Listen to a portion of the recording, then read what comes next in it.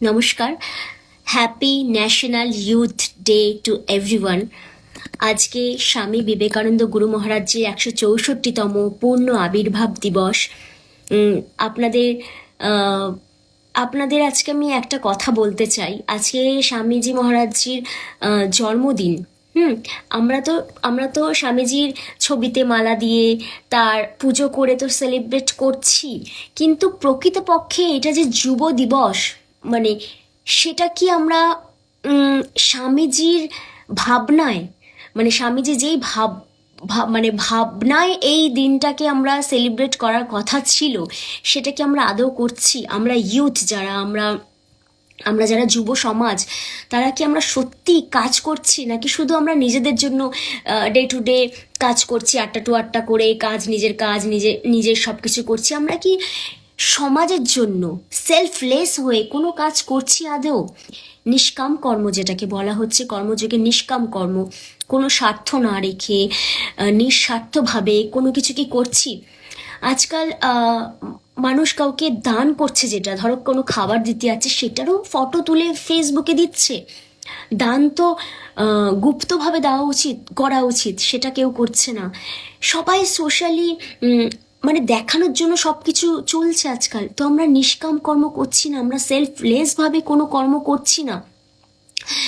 গুরুদুয়ারে গুরুদুয়ারে গিয়ে দেখবেন যে কত বড় বড়, মানে কত মানে ধনী কারোরপতি, বিলিনিয়ার্সরা তারা এসে জুতো পালিশ করছে, ঝাড় দিচ্ছে, চুপ করে মুখ বন্ধ করে, এটা গুরুদুয়ারে গিয়ে দেখা যায়। কিন্তু আমরা করছি না, আমরা কোনো একটা নিষ্কাম কর্ম করছি না আমাদের জীবনে।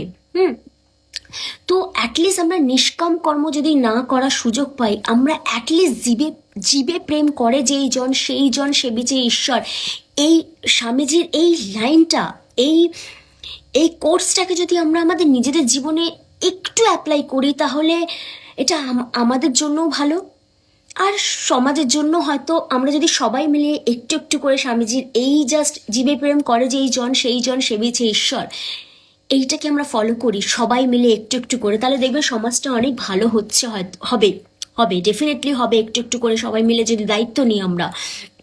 আমি আমি জানি না মানুষকে কত হেল্প করে কি করতে পারবো, আমি জানি না। জীবে প্রেম করে যেই জন সেই জন সেবিছে ঈশ্বর, মানুষকে তো আমরা হেল্প করবোই। আশেপাশে নিডি যারা, তাদেরকে আমরা হেল্প করব, টাকা দিয়ে হোক বা নিজেদের কিছু কর্ম দিয়ে হোক, বা কিছুভাবে তাদের সাহায্য আমরা করবোই ডেফিনেটলি।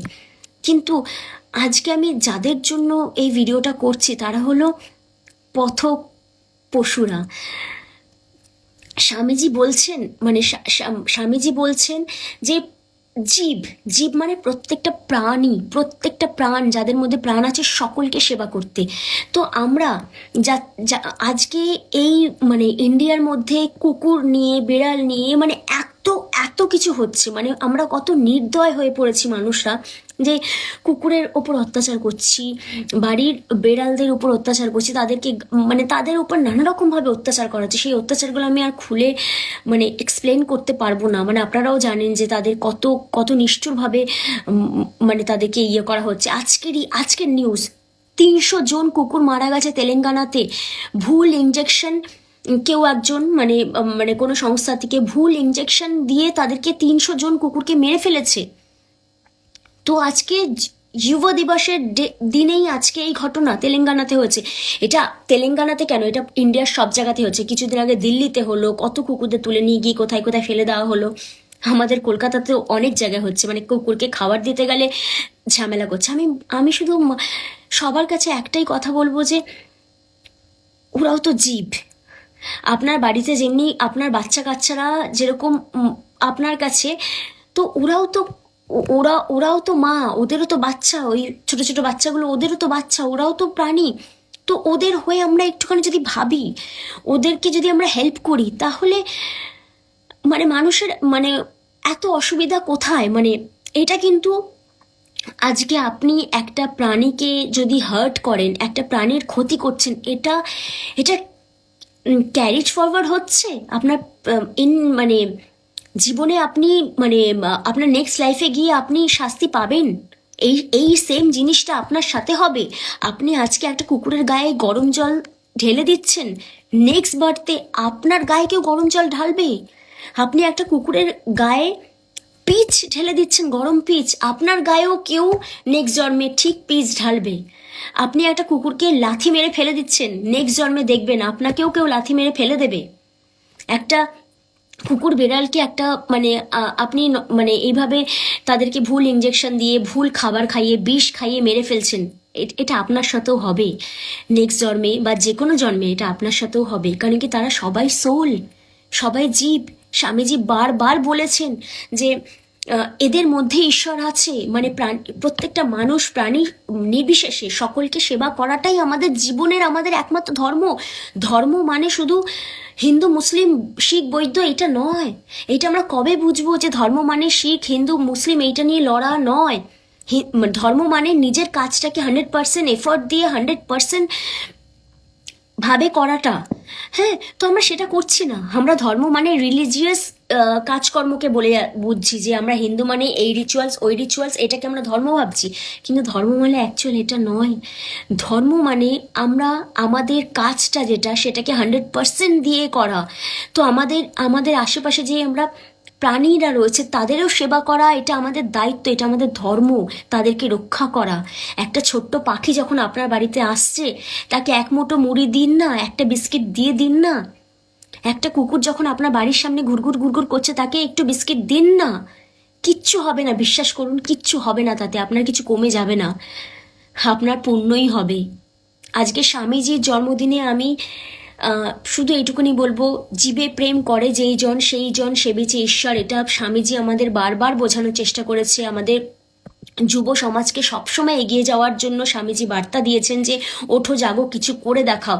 আজকে যদি আমরা নিজেদের স্বার্থে, যদি আমরা মানে স্বার্থ নিয়েই ভেবে যাই, ব্যাস এটা করেই আমরা চলে যাবো পরের জন্মে আবার সেম রিপিটেশন। আমাদের সোলের কোনোদিন গ্রোথ হবে না। আমাদের এই সোলটার কোনোদিন মানে এই লেভেলে আমরা অ্যাচিভ করতে পারবো না। আমাদের সোলটাকে তো হাই লেভেলে আনতে হবে। হ্যাঁ, আমাদের সেটা ভাবনায় আনতে হবে, মানে মননে, মানে সেটা আনতে হবে যে আমরা আমাদের সোল লেভেলে ভালো কোনো কাজ করতে হবে। না হলে আমরা নেক্সট লাইফে আমরা এরকমই খারাপ লাইফ লিড করব। তো এটা কতজন বুঝবে এই ভিডিওটা আমি জানি না, বাট একটা খুব ভালো মানে স্বামীজির একটা বাঘা নামে একটা কুকুর ছিল, বেলুর মঠে বাঘা থাকতো। তো স্বামীজি মানে বাঘাকে খুব ভালোবাসতেন। হ্যাঁ, তো স্বামীজি বাঘার ভীষণ মানে স্বাধীনতা ছিল, স্বামীজি এত ভালোবাসতেন। তো আহ্লাদে মানে আধখানা হয়ে সে চারিদিকে ঘুরে বেড়াতো। তো অন্য মানে মহারাজরা ধরো কোনো ক্ষেত করেছেন, মানে সেখানে ধরো চাষবাস করেছেন, তো সেখানে মানে বাঘা গিয়ে সব লন্ডভন্ড করে দিত, কিচেনে ঢুকে পড়তো, সেখানে গিয়ে একটু লন্ডভন্ড করে দিত, এইসব দুষ্টুমি করতো বাঘা।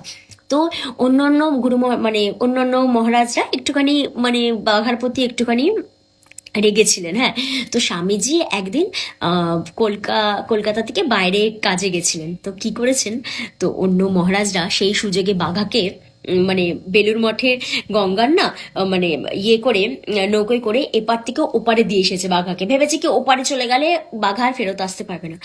তো নিয়ে স্বামীজি মানে অন্য মহারাজরা বেলুর মঠে ফিরে এসেছেন। বাঘা কি করেছে, নেক্সট নৌকোয় ও আবার উঠে আবার বেলুর মঠে চলে এসেছে, এসে চুপটি করে বসেছিল, মানে কাউকে বুঝতে দেয়নি যে ও ফিরে এসেছে। ঠিক আছে, বসেছিল। পরের দিন সব মানে একদম আর্লি মর্নিংয়ে যখন মানে স্বামীজি যখন বেলুরে প্রবেশ করছেন, বাঘা ছুটে গিয়ে স্বামীজির পায়ে লুটিয়ে কাঁদতে আরম্ভ করলো। হ্যাঁ, অ্যান্ড কাঁদতে আরম্ভ করলো। তখন অন্য মহারাজরা বাঘার ওই কান্না দেখে তাদের মনে এত কষ্ট হয়েছিল, তখন তারা নিজেরাই স্বামীজিকে বললেন যে আমরা এই ভুল করেছি, স্বামীজি আমাদেরকে ক্ষমা করে দিন, আমরা বাঘাকে ছেড়ে এসেছিলাম, কিন্তু বাঘা কখন চলে এসেছে। তো সব কিছু শেয়ার করলেন। তো সেই দিন থেকে বাকি সব মহারাজরা বাঘাকে ভীষণ ভালোবাসতে আরম্ভ করলেন। বাঘাকে মানে স্বাধীনভাবে মানে বেলুর মঠে রাখা হলো, এবং বাঘা আনন্দে উৎফুল্লে বেলুর মঠে থাকতে আরম্ভ করলেন। তো জানা গেছে যে স্বামীজি চলে যাওয়ার পরে মানে বাঘাও মানে কিছুদিন পরে মৃত হয়ে গেছিল। অ্যান্ড স্বামীজির পরামর্শ অনুযায়ী বাঘাকে বেলুর মঠেই সমাধি দেওয়া হয়েছিল। তো বাঘা বেলুর মঠেই আছেন, স্বামীজির সাথেই আছেন। তো ভাবুন, স্বামীজি সে কিন্তু একটা প্রাণীকে এতটাই ভালোবাসতেন, সে মানুষ মানে আমাদের মানুষজনকে তো ভালোবেসেই গেছেন, মানে আমাদের পুরো মানে আমাদের যে আজকে আমরা হিন্দু ধর্ম নিয়ে যা আমরা করছি, সেই হিন্দু ধর্মকে তিনি ইন্টারন্যাশনাল লেভেলে প্রচার করে গেছেন স্বামীজি। তো আজকে সমস্ত কিছু, তো সেই মানুষটি যখন একটা বাঘা একটা কুকুরকে এত ভালোবাসতে পেরেছেন, তো আমরা সেই মানুষটিকে দেখে আমরা আমাদের আশেপাশের কুকুরদের একটু ভালোবাসতে পারবো না? আমাদের আশেপাশের যারা পশু, মানে যারা বেড়াল বলো, পাখি বলো, তাদেরকে আমরা একটু ভালোবাসতে পারবো না? চেষ্টা করে দেখি না স্বামীজির মতন একটু আমরা জীবে প্রেম করে একটু দেখি না? একটু নিজেদের তো নিয়ে অনেক ভেবেছি, একটু পশু পাখিদের নিয়েও একটু ভাবি না? একটু একটু সমাজের কথাও ভাবি না? আজকে স্বামীজির জন্মদিনে আমার আপনাদের কাছে এটাই বার্তা যে একটু আমাদের মানে ভারতের আমরা অনেকে আছে যে আমরা বাইরের ব্রিড মানে বাড়িতে পুষি, মানে সব সব বাইরের কুকুর আমরা বাড়িতে পুষছি, সেটা খুব ভালো। সবার নানা রকম শখ থাকে বাইরের কুকুর, কিন্তু জানেন কি, আমাদের যারা ইন্ডি ডগগুলো, তাদেরকে যদি ভালো করে পোষা হয়, বিশ্বাস করুন, মানে বাইরের ব্রিডদের থেকে অনেক বেশি ভালো কাজ তারা করে। তাদেরকে যদি একটু ভালোভাবে রাখা হয়, তাদের মানে আমরা যে বড় ভালো ভালো মানে আমরা যে বিদেশি কুকুরদের বাড়িতে পুষি, নানা রকম ব্রিডের কুকুরদের যে বাড়িতে পুষছি, তাদের মতন করে যদি আমরা ইন্ডিদের একজন একজন করে পুষতাম না বাড়িতে, বিশ্বাস করুন আজ আজ তারা কত সুখে স্বাচ্ছন্দ্যে আমাদের বাড়িতে বাস করতো। আমার বাড়িতেও একটি কুকুর আছে, মানে আমি 2018-এ তাকে তুলে এনে বড় করেছি। বিশ্বাস করুন আমার টাইগা কোনো ল্যাবের থেকে কিছু কম নয়, হ্যাঁ, কোনো বিদেশি কুকুরের থেকে কিছু কম না। তাকে এত সুন্দর দেখতে লাগে, তাকে এত এত ভালো করে রেখেছি যে তাকে এত সুন্দর দেখতে লাগে, সে কিছু কোনো ল্যাবের থেকে কম নয়। তো আপনাদের কাছেও আমার একটাই রিকোয়েস্ট করব, আমরা চাইলে সবার কাছে এখন টাকা আছে, বিশ্বাস করুন, কেউ গরিব নয়। মানে যাদের শখ আছে তাদের কাছে অবশ্যই তাদের কাছে টাকা তো থাকবেই।